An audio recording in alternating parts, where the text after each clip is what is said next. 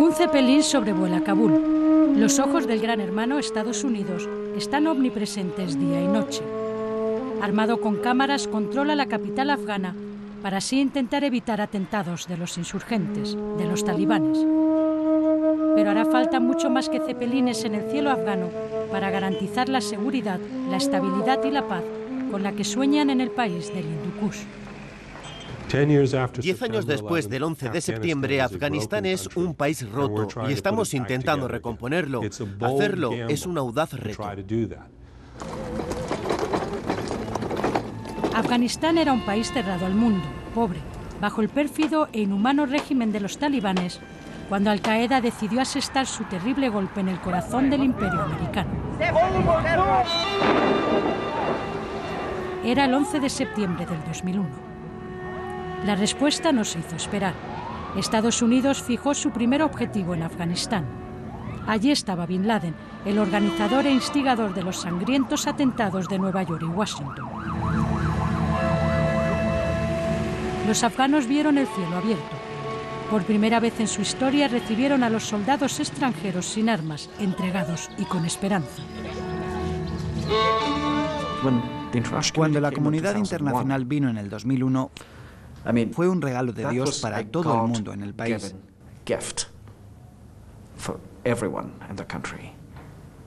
Creyeron los eslóganes de los extranjeros cuando dijeron: os vamos a ayudar. 10 años después, la desesperanza y la violencia se han adueñado del país. Los libertadores de entonces son vistos por muchos como invasores y ocupantes. Los afganos se sienten atrapados, frágiles, y como las cometas que vuelan sobre Kabul, al arbitrio de vientos controlados por otros.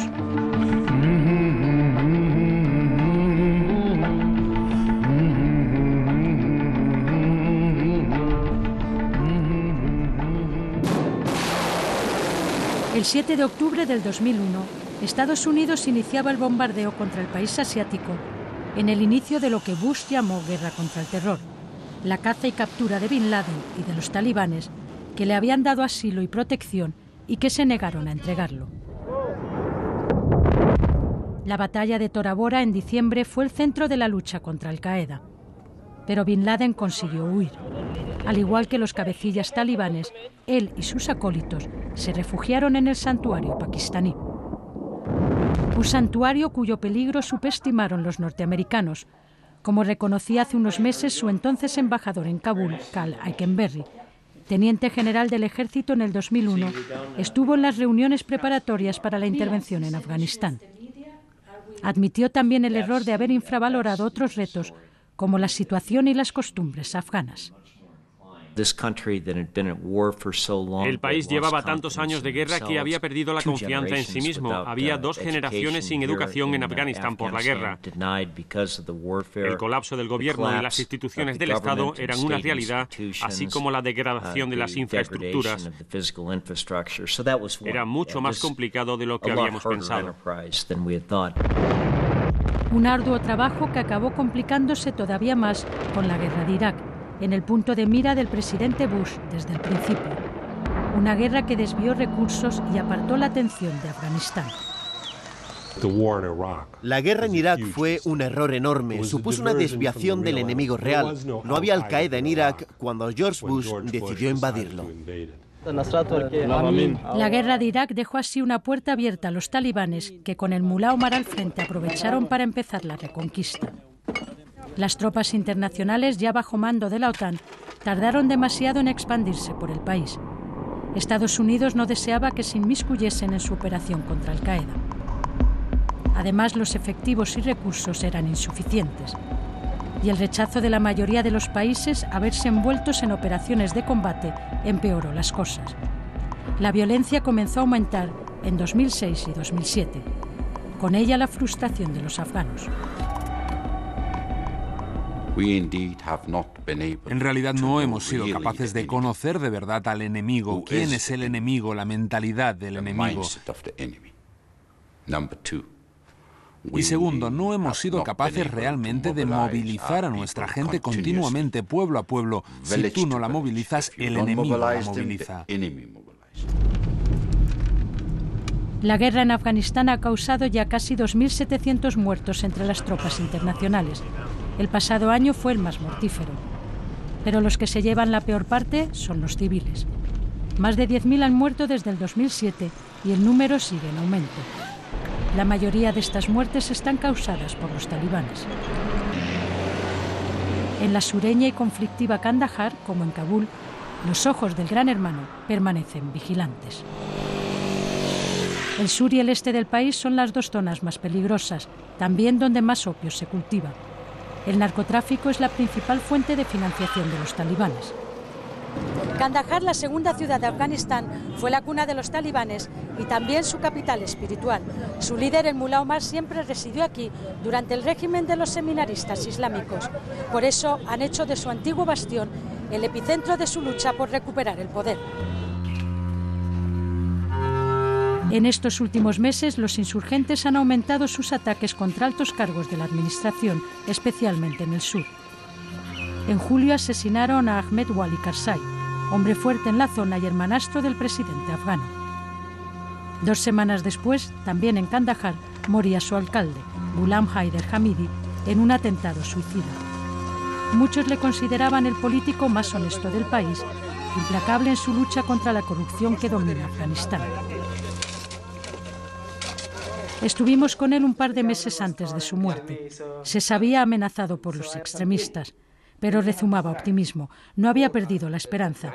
Había regresado del exilio en el 2006 para servir a su pueblo. Aquí hay guerra. Esa es la verdad. Algunas veces la situación es buena, otras es mala. Todo el mundo sabe que esa gente viene de Pakistán y es apoyada por países extranjeros. Su hija Rangina le animó a retornar, como ella misma había hecho 3 años antes. Como él, dejó atrás una cómoda vida en Estados Unidos, a donde huyó la familia durante la ocupación soviética. Se sentía en deuda con su país y quería contribuir a su desarrollo, a pesar del peligro. Sobre todo quería dar voz y oportunidades a las mujeres que no habían sido tan afortunadas como ella. Lo sentí como un deber, como una llamada, volver y ayudar a mis hermanas que se quedaron atrás durante la guerra. Por eso volví. Fue una llamada. No pensé en la seguridad, no pensé en nada más. Fundó una ONG que luego se convertiría en una empresa, Kandahar Treasure, dedicada al bordado artesanal. El negocio es autosuficiente desde el 2008. De él viven ya 350 mujeres. Muchas de ellas son el único sustento de sus familias. La violencia de género es endémica en Afganistán. Los datos ponen los pelos de punta. Un 87% de mujeres ha sufrido al menos una vez en su vida alguna forma de violencia física, sexual o psicológica.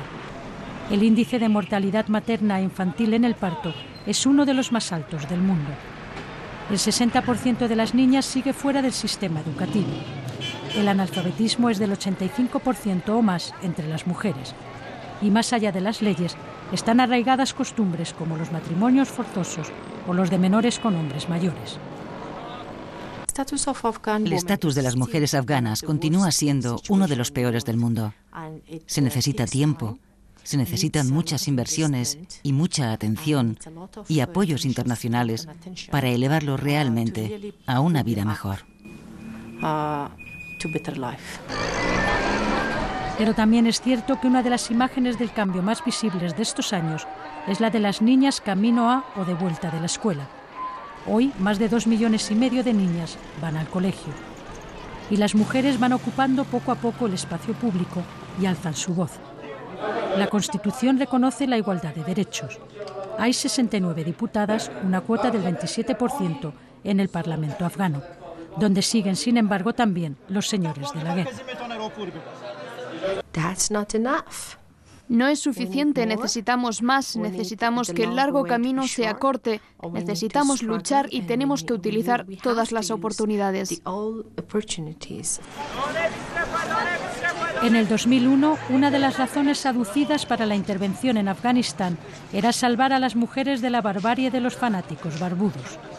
Pero sus derechos no han sido estos años una constante prioridad ni del gobierno afgano ni de sus aliados internacionales. 10 años después, las mujeres no ocultan su temor a que las negociaciones con los talibanes conduzcan a una marcha atrás en lo logrado. Y escuchar al Mullah Saif, antiguo embajador talibán, hablar sobre el papel de las mujeres no ayuda a tener esperanza. Los hombres tienen más responsabilidad que las mujeres. Las mujeres en Afganistán no necesitan trabajar, pero los hombres tienen que trabajar. Y si no hay trabajo para los hombres, ¿qué hacemos? Ellos tienen que proveer cobijo, casa, comida, todo para la mujer. No queremos una paz que suponga la vuelta de los talibanes y que las mujeres sean las víctimas de las negociaciones del gobierno. La gente no es como la de hace 10 años. Ahora sabe todo y no acepta el régimen talibán. No quiere que sus logros se pierdan. Y las mujeres lucharemos. Después del 11 de septiembre, los talibanes y Al-Qaeda fueron expulsados del país en apenas 2 meses por las tropas norteamericanas. Hoy se está pagando caro los errores cometidos. Aun a costa de poner en peligro lo mucho o poco conseguido, se negocia con los otrora enemigos para acabar con la guerra. Una de las demandas de los talibanes era que querían hablar directamente con los americanos, y eso ha sido posible gracias, en gran parte, a la ayuda de Alemania. Ahora los americanos están hablando directamente con los talibanes. Los talibanes exigen que se vayan las tropas extranjeras. En julio comenzaba la retirada escalonada de las fuerzas norteamericanas. Está previsto que se complete para el 2014, cuando las tropas internacionales traspasen la seguridad a las fuerzas afganas. No es fácil salir del avispero afgano. Si Occidente es derrotado por los talibanes, el mensaje que llegará al mundo islámico será que la yihad funciona. 10 años después del 11S, la puerta a la esperanza está solo entreabierta en Afganistán. Un mal golpe de viento podría cerrarla.